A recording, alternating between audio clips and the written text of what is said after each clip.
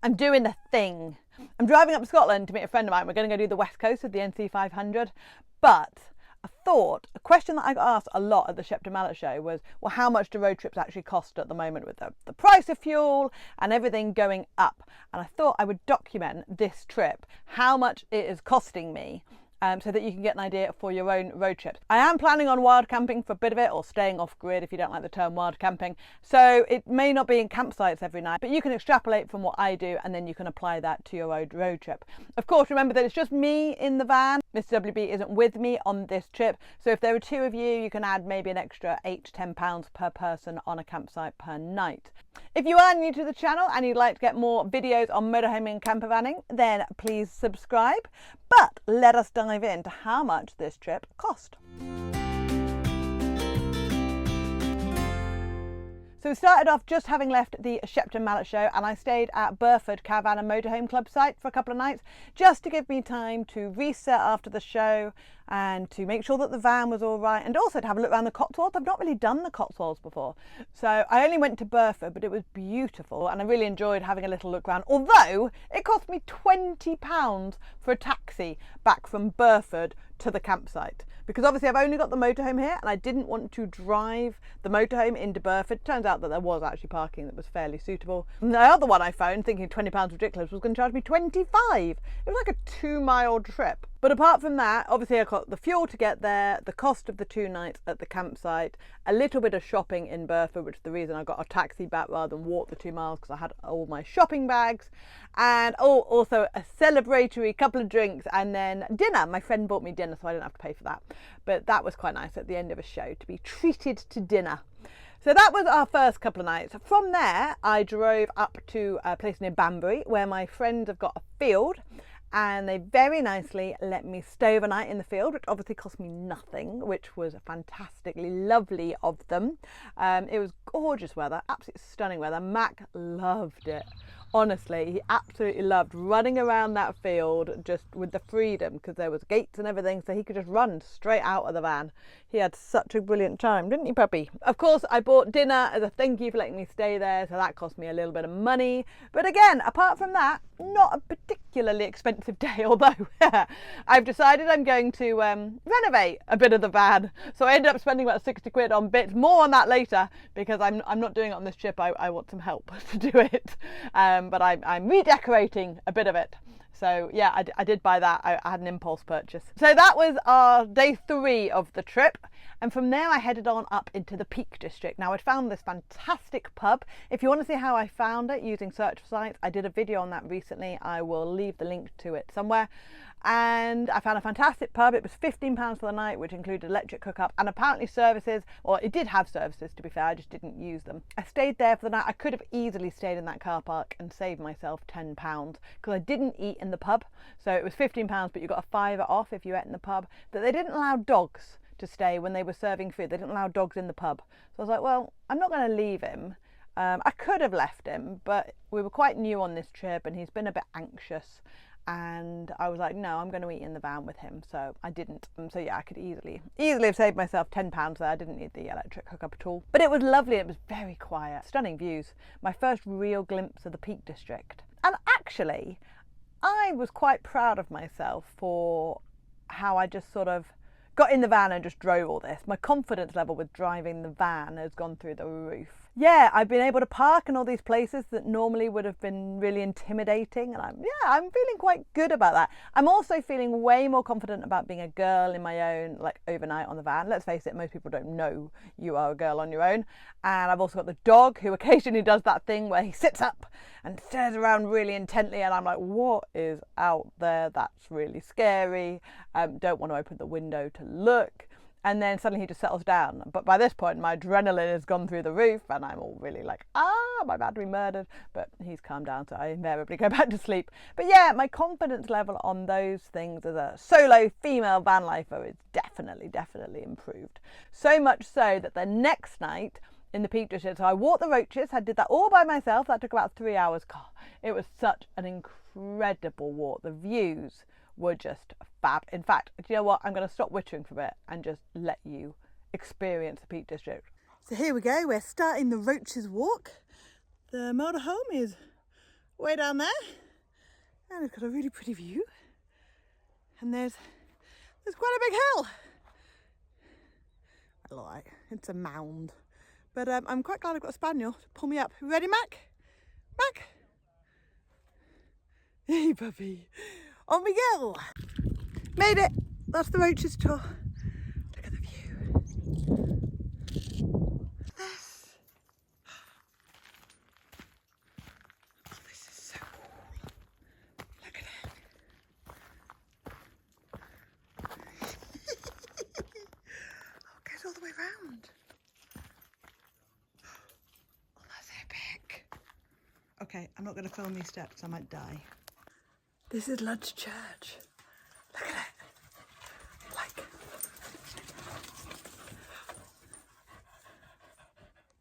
It's so cool. What is it? Mac? What is it? And we're back. That walk was awesome, but oh my goodness, I'm a sweaty, exhausted mess now. It was about over 3 hours. I'll get the exact stats up. The dog thinks that he's just... Hey, excuse me. McAllen. Mac. Leave it. Leave it. Away. He probably does deserve some chicken, to be fair. Right, I will go feed the tow bag. Today's very important lesson. When you turn your fridge off to rearrange it and sort it all out and the beeping is driving you insane, remember to turn it back on again. Because I forgot yesterday and I just opened it. I was like, ooh, something smells weird in here, and then realised that everything is bad. It's been off for over 24 hours and I can't eat any of it. That was an expensive lesson. Oops. So I liked it so much that I was like, I'm going to be all brave and wild camp here overnight. And it is allowed. There were no signs saying no overnight parking. So I stayed there, didn't get bothered once, had the most amazing, amazing night's sleep.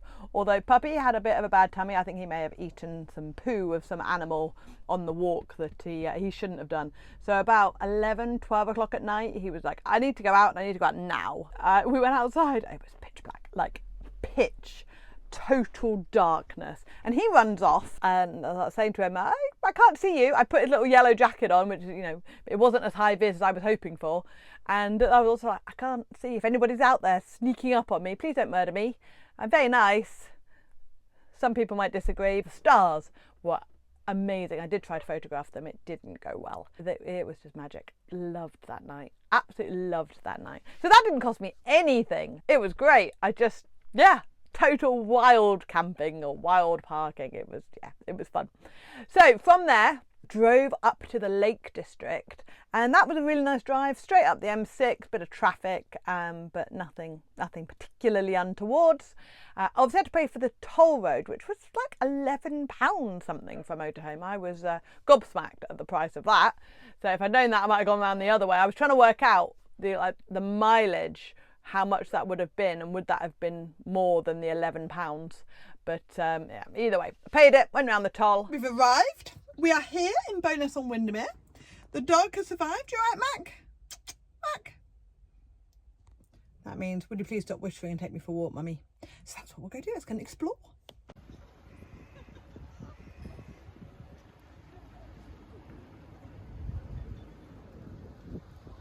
Don't often get chocolate ice cream, but this is lush. And I got a happy dog with a stone and the most beautiful, beautiful view.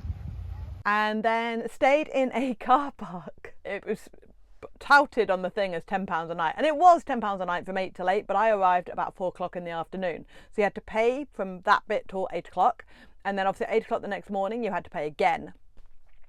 And it was like £8 from 4 till 8, and then the £10 for the night, or you could pay £18 for 3 days. So I ended up paying the £18 for 3 days because that covered me then if I wanted to stay a bit longer the next morning. I actually ended up doing park run. I did park run round Newbie Bridge. It's early, really early. And what are we doing this early on a Saturday morning? Frickin' park run. Because part of me wants to run in the Lake District. Because apparently I'm now one of these weirdos who wakes up early and goes to run. I believe they're called psychopaths. So yes, it's like, I don't even know what time it is. I think it's about 7:30. Because I'm going to go down there early so that I can hopefully find a spot for the motorhome. Oh my goodness me. I'm not a runner. I suck at running, but that view was just magic. Absolutely magic. And it's tradition for everyone to go for a little paddle afterwards. Now, of course, everyone didn't. There were several hundred people taking part, and I reckon there were maybe 50-ish that were paddling. I'm in Windermere in September with the pup. It's to be fair, it's not as bad as you think it would be. I'm not sure I'd call it warm though.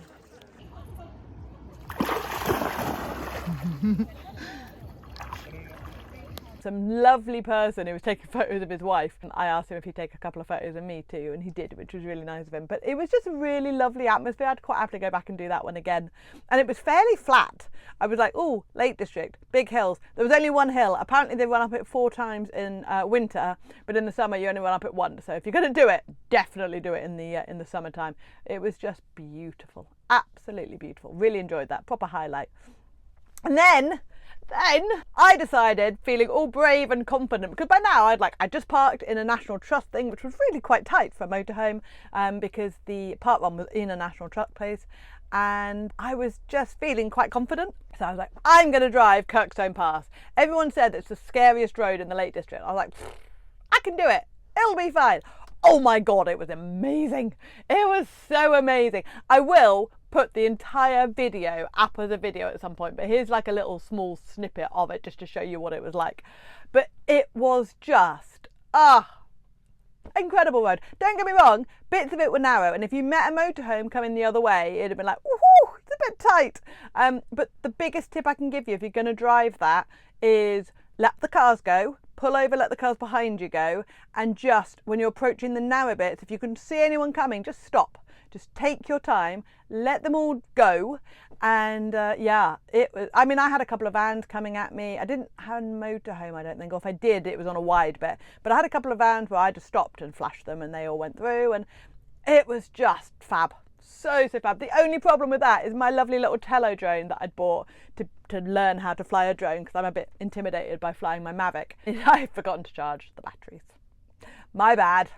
So yeah, sadly I didn't have any of that, but we parked up in a little car park and the views were just amazing. I did debate staying there. You could stay there, but there was no phone signal at all. And obviously I need a phone signal to be able to keep everybody up to date with what I'm doing, and also just for a bit of a safety thing. I wasn't happy staying somewhere that doesn't have a phone signal.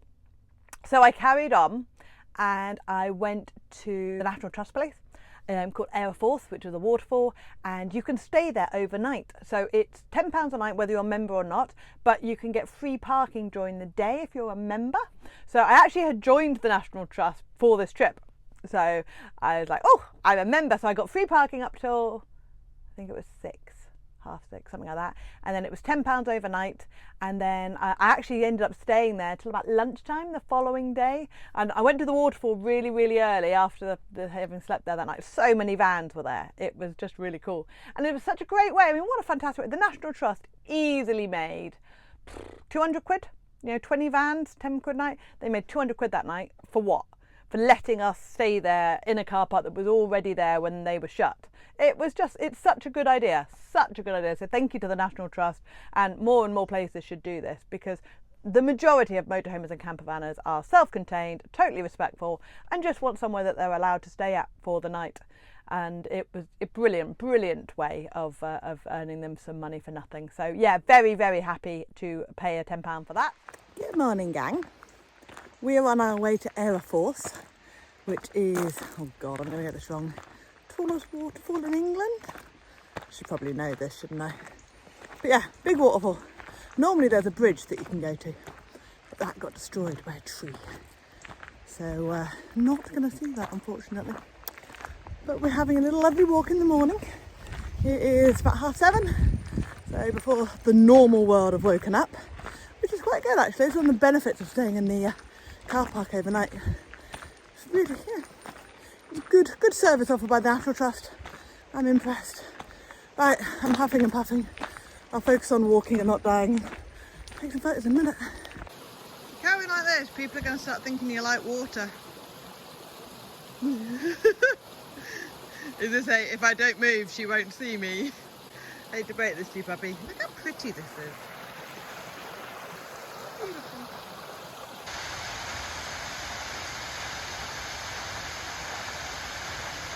There's a great tea rooms there as well that I debated going in, but I didn't want to leave him outside, and I wasn't sure that dogs were allowed in the tea room, so we didn't go in. And this is one of the things I am actually finding about travelling on my own, is that it's a lot harder to do things when you've got a dog and yourself. So I'm not happy leaving him outside a shop, so obviously I then have to leave him in the van. So when we went around Bowness on Windermere, I took him for a walk, and we found a park, and we had a play, and I got an ice cream, but I couldn't go into any of the shops, and I didn't want to tie him up outside, so then I had to go back to the van, put him in the van, and then go back into the shops again. So yeah, that is just something that I'm learning about travelling on my own. It's not as easy as having somebody outside who'll just hold him when you go and buy a postcard or whatever. Just holding the dog because there are people walking around, he's running around like a crazy dude. So after Aberforth, I crossed into Scotland. I actually stopped at a Toby Carvery in Carlisle because I just wanted vegetables. And then I stayed at a place called Castle Lock Car Park, which is where I am right now, recording the end of that. So I have made it to Scotland. I've literally driven to Scotland all by myself. And I'm quite chuffed with myself, I'll be honest. I've learned how to put gas in, LPG, by myself. I'm not scared of driving the motorhome pretty much anywhere, which I think is going to bode very well as we go into Scotland. Everything's working on the van, she says, touch wood. He's been good. He's got so much calmer. The calming collar that I got for him is just worked wonders. So useful. And he's just chilled, and we're having a fantastic time. I never go back. I'm really enjoying myself. So here's what it has cost me up until this point. Obviously I am estimating the fuel based on price of the gallons, and if you want a breakdown on everything, then I'll leave the link to that. I'll stick a post up on Wandering Bird so you can see the exact breakdown of the trip, and also where I've stayed as well. So I hope you found that useful. If you did, a thumbs up is always very much appreciated. Thank you. If you are new to the channel and you'd like more motorhoming or van life videos, then hit subscribe. Thank you for your time, and I'll see you on the next video. Bye.